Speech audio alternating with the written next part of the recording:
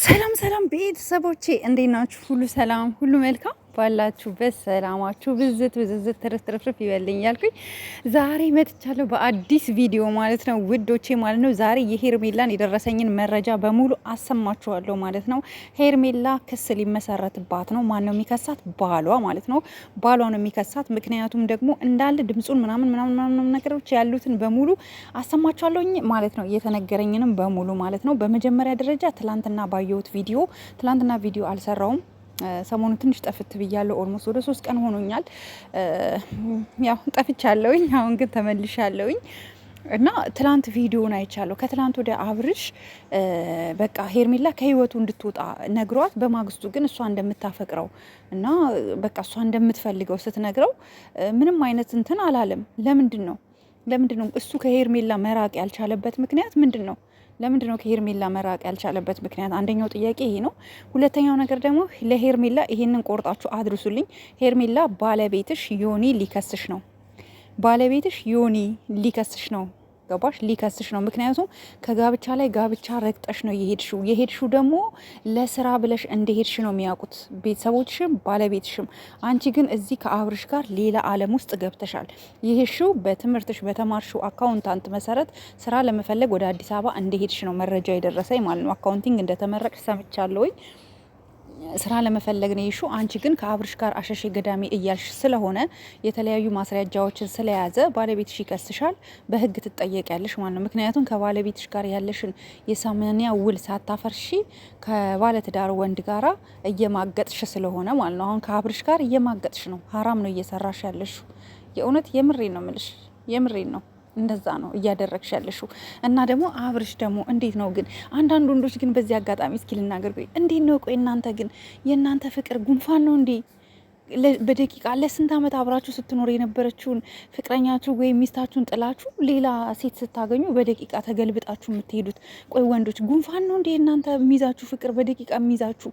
እኔ እኮ አይገባኝም እንዴ። አሁን ለምሳሌ አብርሽና ሩታ ኦልሞስት ከአመት በላይ አብረው ኖረዋል። ግን በወራቶች ውስጥ ከዚችኛዋ ጋር ተግባብቶ ሌላ ዓለም ውስጥ ገብቷል። ፎር ዋት ሪዝን? እንደዚህ እንዴት ነው? በቃ እኔ ያልገባኝም። እንዴት ነው ግን እንደዚህ የምትሆኑት? እንዴት ነው እንደዚህ የምትሆኑት? እኔ ያልገባኝ ነገር የእውነት ሚስቱ ወለደች እንጂ እኮ አልተቆመጠችም። ሩታ እኮ ጀግና ሴት እኮ ናት። ወለደች እንጂ እኮ አንተ እሷ ላይ ልትጫወት አይገባም። አብርሽን ብትሆን እችን ሴት ካጠገብህ ማራቅ አለብክ። አታስፈልግም። ትዳርክን ነው መምራት ያለብክ። ደግሞ በዛ ላይ ግፍ አትስራ። የእውነት ግፍ አትስራ። ስፔሻሊ አብዛኛው ወንዶች ግፈኞች ናችሁ። የእውነት ግፍ ደግሞ ዋጋ ያስከፍላል። ሲሪየስ የምር ግፍ ያስከፍላል። ዋጋ ትከፍላላችሁ።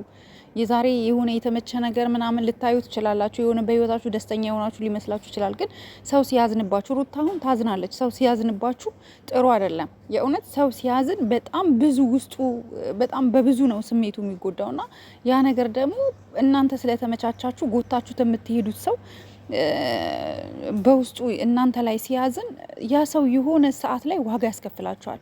ፈጣሪ ያያልና ስፔሻሊ እውነት ወንዶች ሴትን ባትበድሉ መልካም ነው ላለው። ሩታ ላይ እየደረሰባት ያለው ነገር በጣም እቃወማለሁ። እንደ ሴት ከሩታ ህይወት እንድትወጡ ነው የምፈልገው። በቃ አንተ ሩታን የማትፈልጋት ከሆነ አስረግጣ ንገራት። እዚህም ሩታ ነቃ ደንገጥ ብላ በቃ ከዚህ ህይወት መውጣት አለብኝ ብላ የሆነ ስቴፕ ስትሄድ ትሄድና በቃ ይቅርታ ጠይቃታለክ። እኔ ስለምወድሽ ነው ምናምን ብለክ ወደ ቀድሞዋ እንድትመለስ ታረጋታለክ። ገባ? አብረሃት የማትቀጥል ከሆነ ለምንድን ነው እንደዚህ የምታጓጓት? ለምንድን ነው እንድትበሳጭ የምታረጋት? ሩታ እኮ ከሄርሜላ ጋር ባየችህ ቁጥር ትናደዳለች። ሪል ነው የምነግር፣ ትበሳጫለች። ገባ? ይሄ ደግሞ መሆን የለበትም። ይሄ ነገር ባይሆን መልካም ነው። በቃ ይሄ ነው ለምችለው እኔ ማለት ነውና ለማንኛውም ባልሽ ሊከስሽ ነው ጋይስ። ይሄንን ቆርጣችሁ አድርሱልኝ። ባልሽ ሊከስሽ ነው። ልጅሽን ጥለሽ ትዳርሽን ጥለሽ ቤትሽን በትነሽ ነው ይሄ ወንድ ተከትለሽ ለትምህርት ብለሽ ወጥተሽ አንቺ ከአብርሽ ጋር ሌላ ዓለም ውስጥ ቪዲዮ እንኳን እየተቀረጸ እንደሚለቀቅ አታቅም ይሁን አላቅም። ያልፈታሹ ትዳር አለ፣ ያልጨረሹ ህይወት አለ። ሳታጸጂ ፋይል ሳዘጊ በጓዝ ጥሩ አይደለም። አንቺ ነገ ዋጋ ያስከፍልሻል። ይህን ነገር ተመልከችው ነው ምልሽ እና ባለቤትሽ ሊከስሽ ነው። ሪያሊቲውን ነው የሰማሁት ከራስሽ ከቅርብ ወዳጆች ነው ይሄንን የሰማሁት ማለት ነው።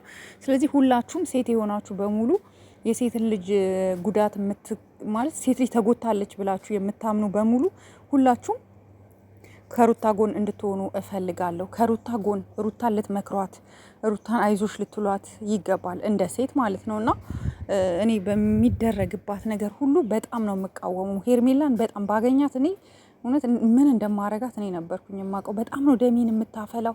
በጣም ልጅ እያለው ትዳር እያለው ለምንድን ነው ግን እንደዚህ አይነት ላይፎች ውስጥ የምትገቢው?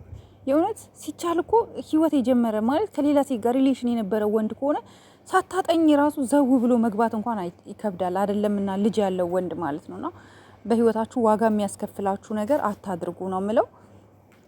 በጣም አዝናለሁ።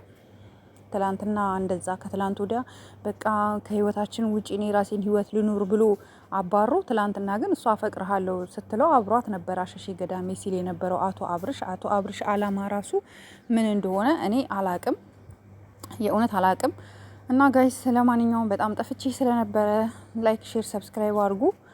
አሁን እመለሳለሁ። ትንሽ የሆነ ህመም ነገር ወይም የሆነች ነገር ገጥሞኝ ነውና አሁን በሙሉ ጤንነት ላይ ነኝ።